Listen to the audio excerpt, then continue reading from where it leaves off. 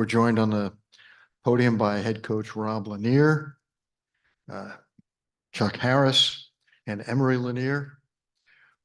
Coach, before we go to questions, would you just give us your thoughts about tonight's game? Well, all the credit has to go to Temple. They came in, with winning 5 out of 7 games. They played with confidence, and they played with more fight and more toughness. We always say going into games, who's going to play the hardest, the longest is the team that's going to prevail, and they were that team tonight. So they deserve the credit. I thought we came out with the right intentions, as we always do. I really have enjoyed coaching this group this year, and they play hard. They play together. They really have improved. And so we started the game with the right energy and approach, but the key is to be able to sustain that. We thought we could wear them down, and instead, there was a time in the first half where we looked more tired than them. And so credit to Temple and the job that they did tonight. Thank you, Coach. Please raise your hand if you have any questions. And we'll go right in the second row. Coach, what broke down offensively for you guys in the second half? I don't know. I think a lot of times the breakdowns on both ends are a byproduct of other things. And so it manifests itself in some missed shots and some poor decisions. But I go back to Temple. They were physical. They were tough defensively. So that had something to do with it. And we've gotten into a thing here the last couple of weeks where we've gotten away from what we practice, and I thought we've had some confidence issues coming out of that Florida trip. I felt good coming out of Birmingham that we had cured some of that and that we were ready to go. But March is different, and it doesn't matter what anybody's record is. They brought a level of fight, and we didn't respond. So it manifested itself in some execution things on both ends. Did this Temple team look different than the one you played back in January? No, we had a tough game against them. We jumped out to a 15-point lead at our place. They came back. They led in the second half, and it required for us to find a way to win the game. So it was similar in that regard. The difference is we didn't have enough resolve to find a way. Chuck, when you got hurt, obviously you looked like you were in a world of pain, and saw you on the bike and jogging a little bit. How bad did you initially think the injury was, and how much did you have to lobby your coaches to get back into the game? It was the same ankle I sprained about 3 or 4 games ago. Initially, it obviously was hurting, but this med staff, Miles and them, they just had me keep moving. It eventually got worn, and I told coach and them that I was ready to go. And what part of your game was affected the most? I just didn't have the same first step, I guess, but yeah, that's about it. Anyone else with a question here? Right in the middle.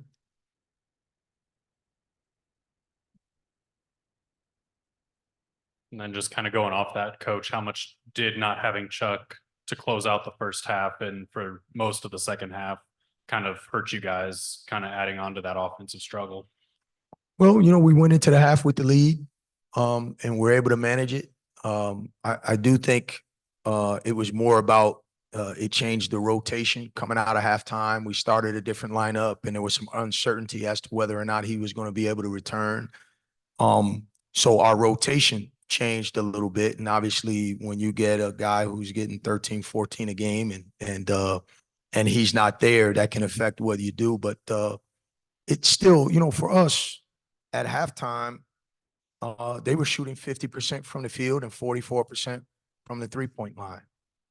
And Chuck brings a lot to the table, but we're not asking him to be by himself our best defensive player. So we weren't missing that. We were missing his ball handling, his skill, and his poise offensively. But we could have mitigated some of that with better defense ourselves. Question right, second row. Coach, next time you guys play will be members of the ACC. What do these next few months look like as you prepare for that? Yeah, we'll have some time to think about that, and we may not necessarily be done playing this year. So we'll see what lies ahead, and in the weeks ahead, we'll get back to work. You know, this off season and this landscape in college basketball is really unique.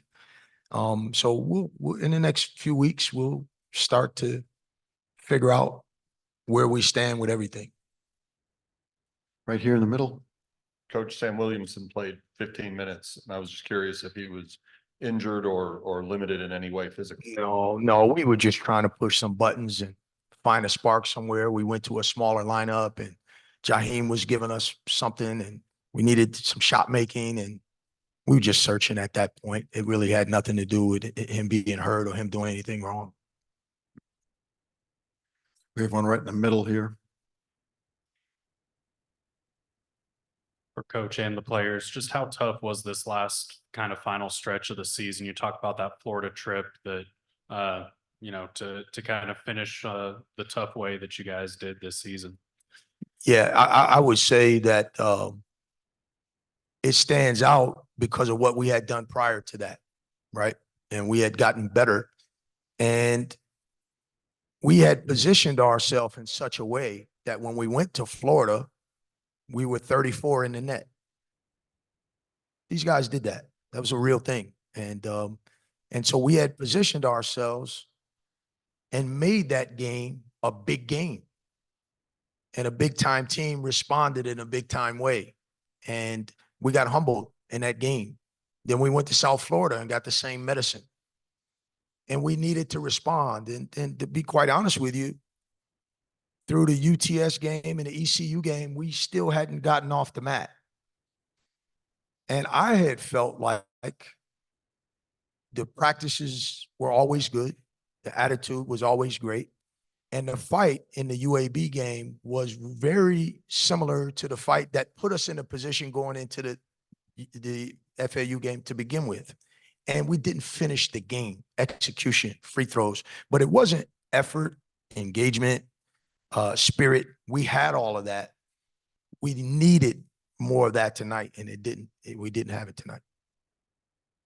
Chuck, anyone on Zoom? Sure, we can go to Dan Portoro, please. Go ahead, Dan. Coach, in the 2 seasons you've been at SMU, we've seen the record flip, and the success this season is something that I think needs to be, you know, obviously focused on and appreciated. Just what you could say about how this transition happened so quickly and how this team has elevated its game from last season to this season in such a big way. Well, it's the players. You know, when I got here, I stepped off the podium with basically 5 scholarship players. And we were new that, you know, this is at a time where the transfer portal is just kicking in, and NIL has become a factor in the decisions that young people were making. And we weren't operating at that level at that particular time. And we were fortunate that we brought in 8 new guys. And with that group, 0 toxic energy. And through whatever disappointments we experienced last year, we had a group that was a part of laying a foundation for the growth that we want to make, the direction we want to take the program. And we had 10 guys return. And those returners, along with Chuck, Tyreek, BJ, Denver, and Jaheim, we had a group that was able to embrace them and transfer the information that they had gained the year before. And the pieces fit in a way that we had some chemistry to build on. We didn't have a huge margin for error. And we became one of the best defensive teams in the country through 20 games. And we didn't maintain that down the stretch but we did set a foundation and a standard for what we wanted to look like. And as you step forward, knowing that this is the last game in the American Athletic Conference, and I know it's down the road, but you'll be in the ACC next season. What do you think about the level of competition that you received in the AAC? Because you got to experience Cincinnati, Houston, UCF, and now experiencing 6 new teams coming in. So how would you describe the level of competition as you get set for a new chapter? Yeah, I don't think there was any drop off. Obviously, Houston is a different animal. Everybody that faces them is seeing that. But top to bottom, what's happened at USF, the job that Aaron's done at Charlotte, the impact that Florida Atlantic has made on the league, the leadership in the league has really done a good job creating a situation where the league is really formidable. It's a great conference. We played a tough schedule. We played a good Big Ten team that was ranked in the top 25. We played a good Florida State team that's well coached and has got length and athleticism. We played a ranked team in Dayton. Those games were tough. I didn't feel like they were tougher than playing at North Texas or at Florida Atlantic. So I think going forward, this league has certainly prepared us for what lies ahead, at least to the point where we won't go forward with any delusions. All right, Coach, thank you very much.